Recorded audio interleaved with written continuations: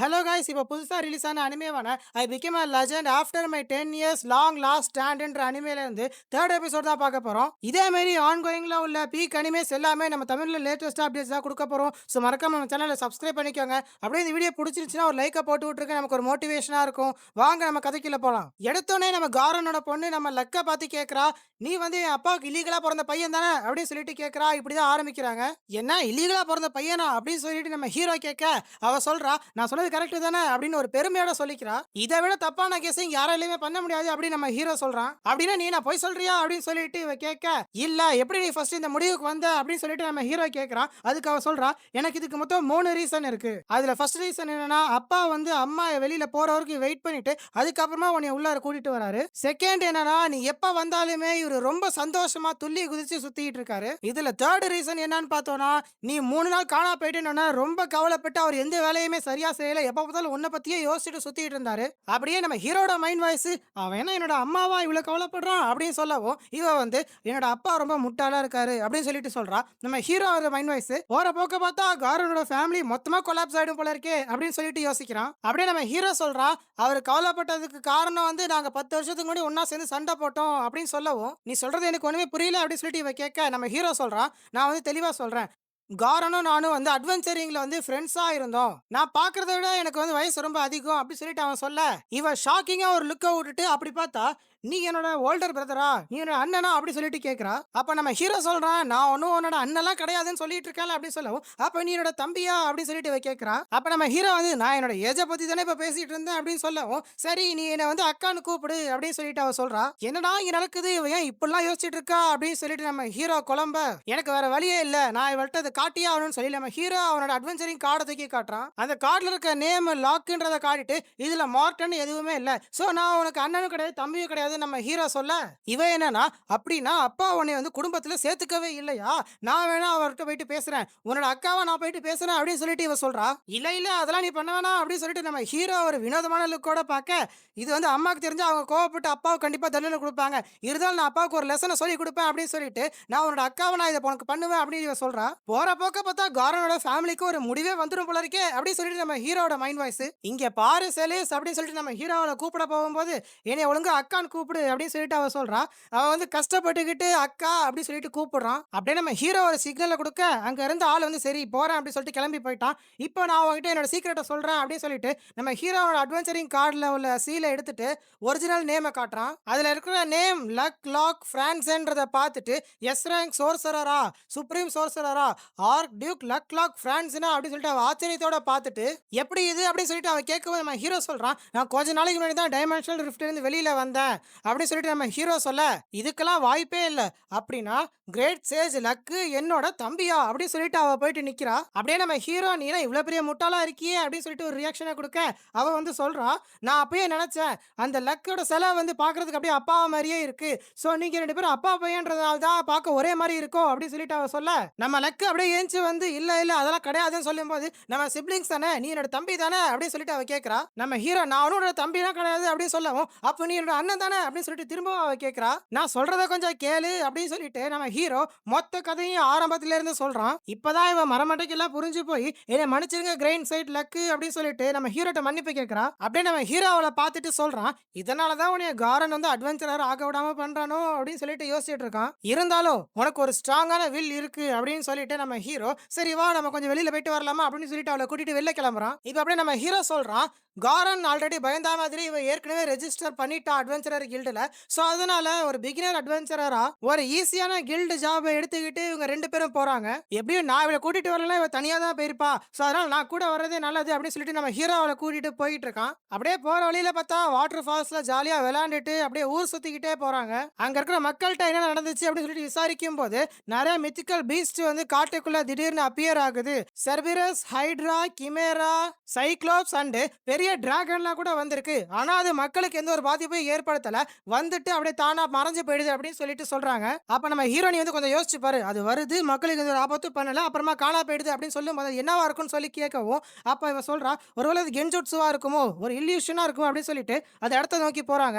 அங்க போனா சடனா ஒரு பெரிய டிராகன் வரவும், அத பார்த்துட்டு இவ பயத்துல கேட்கிறா, "என்ன சொல்றீங்க? இது உண்மையாவே கென்ஜுட்சு தானா? இல்யூஷன் தானா?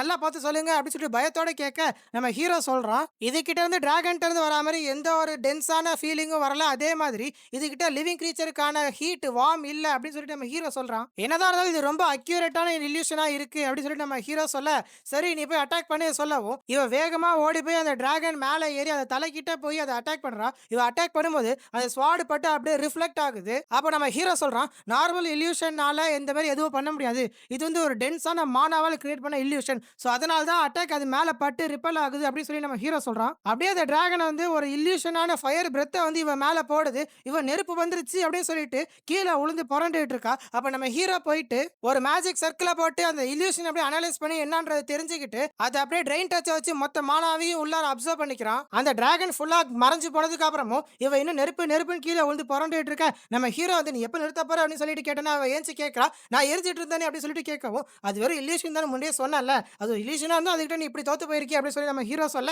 நீங்க அதை எனக்கு முன்னாடி ஞாபகப்படுத்திருக்க வேண்டியது தானே அப்படின்னு சொல்லிட்டு இவ கேட்கறா. இப்ப நம்ம ஹீரோ வந்து சரி நம்ம இப்ப அந்த கேஸ்டரை போய் பார்த்து பேசணும். அப்ப வந்து உன்னால அதை சமாளிக்க முடியலன்னா நீ ஏன் தப்பிச்சு ஓடிரு அப்படி சொல்லவும், நான் வந்து தப்பிச்சு ஓடுமா அதெல்லாம் முடியாதுன்னு இவ சொல்ல, இந்த இடத்துல சண்டை போட்டு சாவுறதுக்கு தப்பிச்சு ஓடுறதே நல்லது அப்படின்னு நம்ம ஹீரோ சொல்றான். அப்படியே இந்த பக்கம் காட்டு பக்கம் திரும்பி நம்ம ஹீரோ சொல்றான், நாங்க பேசுறத நீ கேட்டுட்டு இருக்கன்னு எங்களுக்கு தெரியும். ஒழுங்கா வெளியில வந்துரு. நீ வந்து இந்த இல்யூஷன் வந்து உருவாக்குனது மக்களுக்கு எந்த ஒரு பாதிப்பு ஏற்படுத்தணுன்றதுக்காக இல்ல. ஏதோ நீ பாதுகாக்கணும் முயற்சி பண்ணியிருக்கன்னு நல்லா தெரியுது.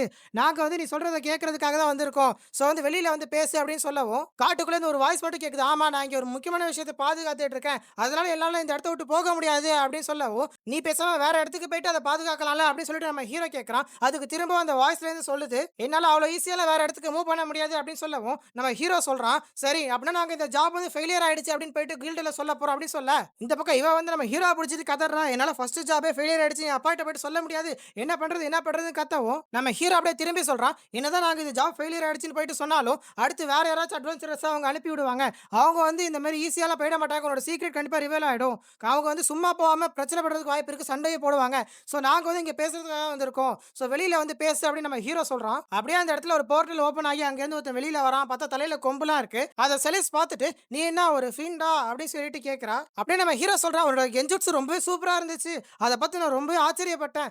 எல்லாமே பர்ஃபெக்ட்டா இருந்துச்சு அப்படின்னு நம்ம ஹீரோ சொல்ல, ரொம்ப நன்றி அப்படின்னு சொல்லிட்டு இவன் சொல்றான். அப்படியே நம்ம ஹீரோ வந்து அப்படியே ஒரு இன்ட்ரோ கொடுத்துக்கிறான். நான் தான் லாக், எஃப்ராங்க் அட்வென்ச்சரர் அண்ட் இவ தான் செலிஸ் அப்படின்னு சொல்லிட்டு சொல்றான். அப்படியே அவனும் இன்ட்ரோ கொடுத்துக்கிறான். நான் என் பேரு வந்து லூசிரா, நான் ஒரு ஃபீண்ட் அப்படின்னு சொல்லிட்டு சொல்றான். அப்படியே செலிஸ் வந்து நம்ம ஹீரோட்ட கேட்கறா, ஃபெயின்ஸ் வந்து ரொம்ப மோசமானவங்க இல்ல நான் கேள்விப்பட்டேன் அப்படின்னு சொல்லவும், நம்ம ஹீரோ சொல்றான், அதெல்லாம் ஒரு மித்து தான். இவங்கள தான் ஹையஸ்ட் பவர் உள்ள மேஜர்ஸ் அண்ட் ஃபைட்டர்ஸா இருப்பாங்க அப்படின்னு சொல்லிட்டு நம்ம ஹீரோ சொல்றான். அப்படியே நம்ம ஹீரோ கேட்கறான், நீ அப்படி என்னத்தை பாதுகாக்க விரும்புற அப்படின்னு சொல்லவும், நான் அதை உங்களுக்கே காட்டுறேன் அப்படின்னு சொல்லிட்டு அவங்க ரெண்டு பேரும் ஒரு பழைய டெம்பிள் முன்னாடி கூட்டிட்டு போய் நிறுத்துறான். அப்படியே 3 பேரும் அந்த டெம்பிளுக்கு உள்ளார போறாங்க. உள்ளார போய் பார்த்தா ஒரு மறைவான இடத்துக்குள்ளார ஒரு கோழியை மறைச்சு வச்சிருக்கான். என்னடா இது நம்ம ஹீரோ அதை பார்க்க, இந்த சைடுல வந்து செலிஸ் வந்து, ஓ இது ஒரு சாதாரண கோழி தானே அப்படின்னு சொல்லவும், லூசிராக்கு வந்து கோவம் வந்து, என்னோட கிர்பர்காவை நீ எப்படி வந்து சாதாரண கோழின்னு சொன்ன அப்படின்னு சொல்லிட்டு சண்டைக்கு வரான். இருந்தாலும் அது சாதாரண ஒரு கோழி தானே அப்படின்னு சொல்லிட்டு திரும்ப கேட்க அவன் கத்துறான். அப்படியே நம்ம ஹீரோ கேட்கறான், உன்னோட கிர்பர்கா வந்து உண்மையாவே யாரு அப்படின்னு சொல்லிட்டு கேட்கவும், லூசிரா சொல்றான், என்னோட கிர்பர்கா வந்து ஒரு டிவைன் பவர் உள்ள சிக்கன் அப்படின்னு சொல்லிட்டு சொல்லவும், அப்படி பார்த்தா இவர் ஒரு கோழி தானே அப்படின்னு சொல்லிட்டு திரும்ப இவன் சொல்ல,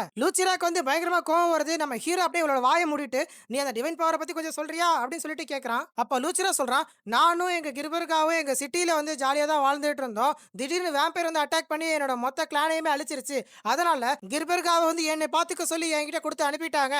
மத்த எல்லாருமே இறந்து போயிட்டாங்க அப்படின்னு இவன் சொல்றான். கிர்பர்காவோட டிவைன் பவர் என்னன்னா, மார்னிங் அண்ட் ஈவினிங் வந்து அவர் கத்துறது மூலியமா டைமென்ஷனல் ரிஃப்ட் வந்து அவரால் க்ளோஸ் பண்ண முடியும். எந்த ஒரு போர்ட்டலும் ஓப்பன் ஆகி டீமன்ஸ் வராம அவர் தடுப்பாரு அப்படின்னு சொல்லிட்டு அவன் சொல்றான். அப்படியே நம்ம ஹீரோ வந்து பிளாஷ்பேக்ல நினைச்சு பார்க்கறான். அந்த வேம்பயர் சொன்னச்சுல, அந்த டைமென்ஷன்ஸ் நிறைய ஓப்பன் ஆகி டார்க் காட்ஸோட ஆர்மி மொத்தமா இங்க வரும். டீமன்ஸ் எல்லாருமே வந்து மொத்த உலகத்தை அழிக்க போறாங்க அப்படின்னு சொன்னதை யோசிக்கவும், நீ ஒரு நல்லதுதான் பண்ணிருக்க, நீ பாதுகாத்தது நல்லதுதான் அப்படின்னு சொல்லிட்டு நம்ம ஹீரோ சொல்றான். சரி அதுக்கே நீ இந்த இடத்த சூஸ் பண்ண, ஏன் இந்த இடத்துல பாதுகாப்பா இருக்கணும்னு நினைக்கிற அப்படின்னு சொல்லி கேட்கும்போது, என்னோட ஆன்செஸ்டர்ஸ் தான் சொன்னாங்க இந்த இடத்துல வந்து ஒரு பேரியர் இருக்கு, அது வந்து வேம்பயர்ஸ் எதுவும் இங்க வராம பாதுகாக்கும் அப்படின்னு சொன்னதா சொல்லவும், நம்ம ஹீரோ வந்து சென்ஸ் பண்ணி பார்த்தா அந்த இடத்துல எந்த ஒரு பேரியரும் இல்ல. அப்படியே நம்ம ஹீரோ வந்து அவன் ஸ்வாட முன்னாடி காட்டி, இது வந்து டீமன் கிங்கோட கிங்கோட ஸ்வாடு. இது மூலமா உனக்கு தெரிய வரும் அப்படின்னு சொல்லவும், லூசியா கேட்குறான். அப்படியே அந்த கிரேட் செயின்ட் லக் நீங்க தானே அப்படின்னு சொல்லி கேட்கவும், ஆமா அது நான் தான். அந்த டீமனால கொன்னுட்டு நான் அந்த ஸ்வாட எடுத்துட்டு வந்திருக்கேன். ஸோ நீ என் கூட நம்பி வரலாம். நான் வந்து உன்னையும் உன்னோட கிர்பருக்காவையும் நல்லா பத்திரமா பாதுகாப்பேன் அப்படின்னு சொல்லிட்டு நம்ம ஹீரோ சொல்றான். அப்படியே சைடுல பார்த்தா இவன் நம்ம ஹீரோக்கு வந்து பில்டப் போட்டுட்டு இருக்கா. அப்படியே நம்ம ஹீரோ வந்து லூசியாக்கு மரியாதை கொடுத்து, நீ வந்து இத்தனை நாளா கிர்பருக்காவை பாதுகாத்து இந்த உலகத்துக்கு நல்லது பண்ணிருக்க. அதனால நிறைய டீமன்ஸ் இங்க வர்றது வந்து தடுக்கப்பட்டிருக்கு. நான் உனக்கு உண்மையாவே நன்றி சொல்லி ஆகணும் அப்படின்னு சொல்லவும், கிரேட் ஹீரோ செயின்ட்டே எனக்கு வந்து நன்றி சொல்லியிருக்காரு. எனக்கு இதோட வேற என்ன வேணும்னு சொல்லிட்டு நம்ம லூசியா வந்து சந்தோஷத்துல அப்படியே கண்ணீர் விடுறான். அப்படியே 3 பேரும் அந்த பழைய டெம்பிள்ல இருந்து வெளியில வராங்க. இவன் கையில வந்து அந்த கோழியை தூக்கிட்டு வரான். அப்ப செலஸ் கேட்கிறா, அப்பா வந்து வீட்டுக்குள்ள பெட்டெல்லாம் அலோவ் பண்ணுவாரான்னு தெரியலையே அப்படின்னு சொல்லிட்டு சொல்லவும், இவன் திரும்பவும் அவன்கிட்ட சண்டைக்கு போகும்போது சடனா ஒரு வேம்பயர் வருது. நம்ம ஹீரோ அப்படியே தடுக்கிறான்.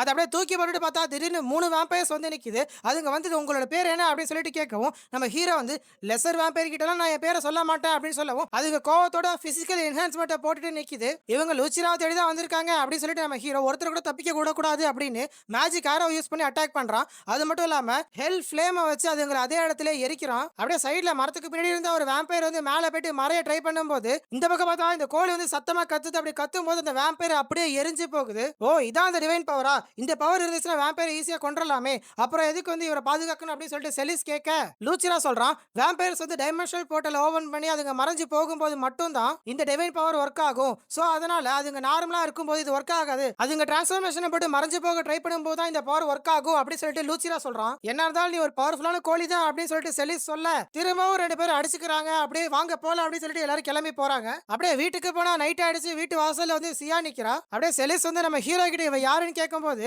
இவ பேர் தான் சியா, பீராக் அட்வென்ச்சரர், அது மட்டும் இல்லாம ஒரு வேம்பயர் ஹண்டர் கூட அப்படின்னு சொல்லிட்டு நம்ம ஹீரோ சொல்றான். அப்படியே செலிஸ் பக்கத்துல வந்து நான் தான் லாக்கோட அப்ரெண்டிஸ் அப்படின்ட்டு பெருமையா சொல்லிக்க இவ அப்படியே நம்ம ஹீரோ பக்கத்துல வந்து நான் ஒரு முக்கியமான விஷயத்தை பத்தி உன்கிட்ட பேசியே ஆகணும் அப்படின்னு சொல்லவும், சரி வா நம்ம இதை பத்தி உள்ளார போய் பேசிக்கலாம் அப்படின்னு சொல்லிட்டு ரூம்ல போயிட்டு பேசுறாங்க. அப்படியே சியா சொல்றா, நம்ம நினைக்கிற மாதிரி இல்லாம வேம்பயர்ஸ் எல்லாமே பெருசா ஏதோ பிளான் போடுது.